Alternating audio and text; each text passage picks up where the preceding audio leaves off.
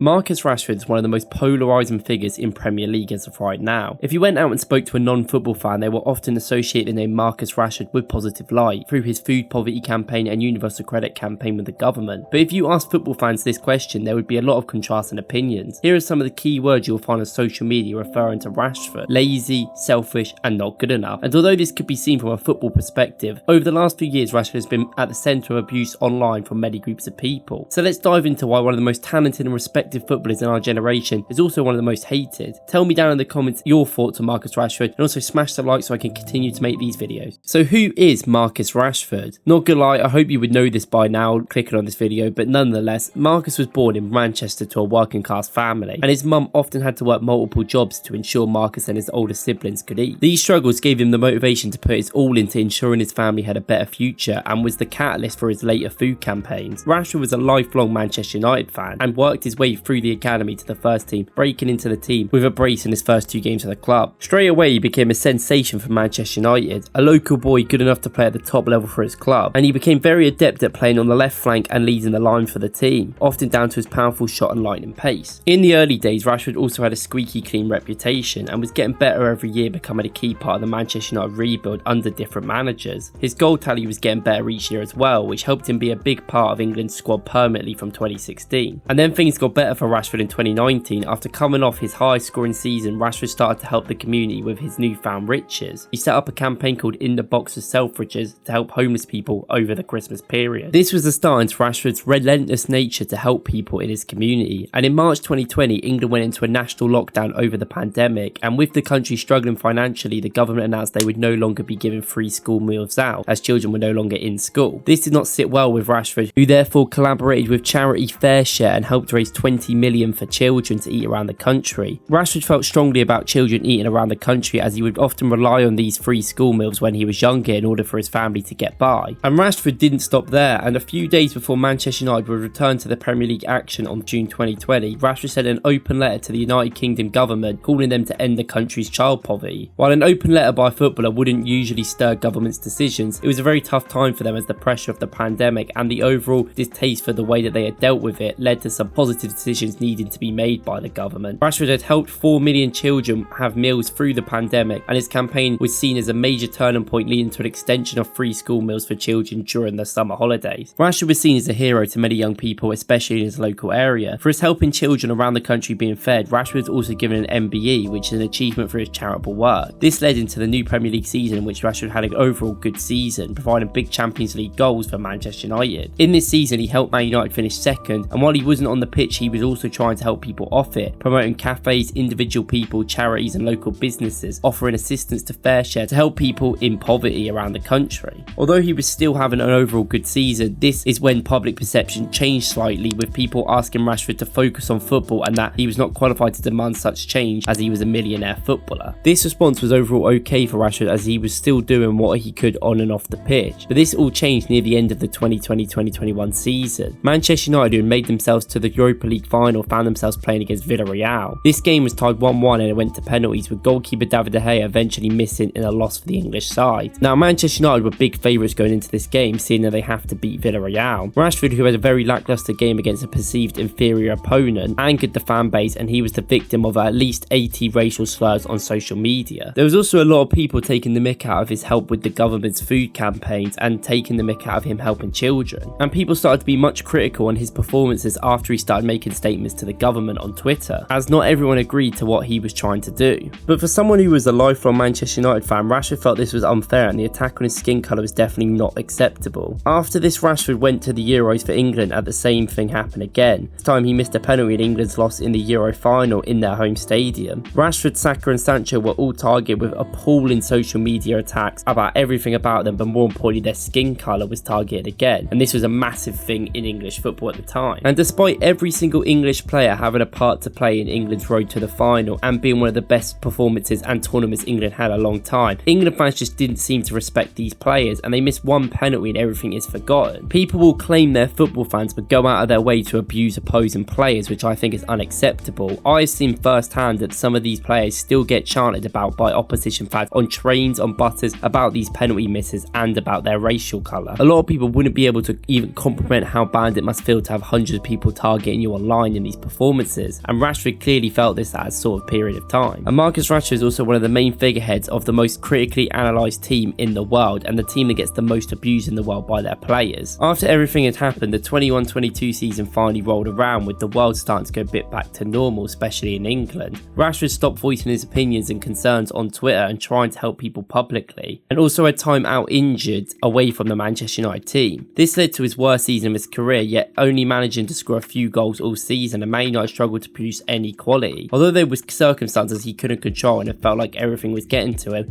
and affecting his confidence, he was also being used more as a striker by manager Ralf Rangnick, which is clearly not his best position. This led to more abuse of the player, often being a scapegoat and being forgotten in a Man United's current plan. Also, Cristiano Ronaldo was there, so he was getting overshadowed by the Manchester United legend. With the average Manchester United fan being annoyed at him through performances and some non-rational England fans hurling abuse at him, it seemed all doom and gloom for Marcus Rashford, but he is never afraid to speak his opinion and kept pushing on with his career, trying to focus more on the football from past criticism. And in 2022, in an interview with fellow athletes, he explained he felt white players would not have got the hate that they did for missing the penalties. He spoke about being strong with the hate, and his performances were due to the lack of stability at Manchester United rather than the actual hate itself. Now, this showed just how much mental resilience that Rashford had, and he continued to be strong and be ahead of any hate that came his way, showing a lot of mental fortitude. This reaction should have made it no surprise that Rashford regained his form and outscored any season prior to his career reaching 30 for Manchester United in 22-23. He was their main man and fired them to a respectable third place in the league with new manager Erik ten Hag. This led to many opposition fans to not like him because he was just too good and playing very well, but that's obviously a very respectable way to get heat on you. This also was the debut of his point to the head celebration, starting memes that he would post to anyone who did it, even though many players did it before him. But this was very good. People were talking about how good he was on football side to him rather than the other sides that you could see. And although not the best, people respected Rashford as he was fulfilling his potential, unlike Sancho and Greenwood at Manchester United as well. Another problem that Marcus Rashford had was obviously the whole opinion of the Manchester United fan base, as on Twitter they would often hype him up as being one of the best wingers in the world and being the best player. Now, this is nothing to do with Rashford and not his fault, but this gives a lot of heat on the overall football world because people get really distasteful and pissed off with the people on Twitter who say these things. And often some of these top 6 fan bases on Twitter just become a big PR stunt of players to try and prove they're better than they are or not as good as they are, and that's just the whole thing. Genders get created. And while things seem to get better for Manchester United with a new manager that seems to know what he's doing and going into a season where they just came third and had a real chance of getting even further, this resulted in his performances this season where it's just not been going right for him or the team. And despite a great goal against Arsenal, he has struggled to show any of that quality he found from last season. And Rashford, being the main goal scorer, has always struggled to work with other players, and this season now Manchester United spent 70 million on a new striker. A lot of people are giving Rashford a really bad rep because of it, calling him a selfish player or lacking the awareness to help him play a signing like Højlund next to him. And often a lot of the blame for Manchester United's struggles going forward is put down to Marcus Rashford rather than any other player, just because he scored so many goals last season and he is just not providing at the start of this one, often being the scapegoat in the team. Now, this is somewhat true, but I don't like scapegoats personally, and when the manager decides to relentlessly play the same players, it's not Rashford's fault. Rashford is also much better at having players play off him, and he has struggled to have any prolific strikers at Manchester United in the whole time he's been there, with Man United still persisting with playing Martial for some reason. So I would give him time personally. Also, Manchester United fans need to support their players a lot more because I feel like they abuse Marcus Rashford way more than he should get. But this is the sort of issues that happen when you're one of the most supported teams in the world, and there's a lot of international fans. They won't care about the local work that Marcus Rashford does. And this creates emotion that Marcus Rashford is a very polarising player, because the average United Kingdom citizen would probably actually really like Rashford and respect what he's done, even though some people don't agree with what he's done as well. But football fans often see him as a meme just because of how Manchester United fans have dealt with him over the years, saying he's good and now he's really bad, and for that whole celebration meme, and obviously all the other things that he's done as well. Because despite scoring so many goals for Manchester United last season, he was still never a starter for England, and he probably will never be a starter for England in the first place. It also just seems that Rashford's always in the bad place at the bad time. He always makes statements and things where people don't really like it, even if he's trying to do the right thing. And often people just don't like it when sports people speak out about other things, even though I think it's a completely acceptable thing to do with the platform that he has. And there's no doubt about it, Marcus Rashford is a very streaky player. There'll be some months where he'll literally be the best player on the planet, and there'll be some months where you don't even see him, and he's always been like this throughout his whole career. So Manchester United fans just need to sort of accept that and stop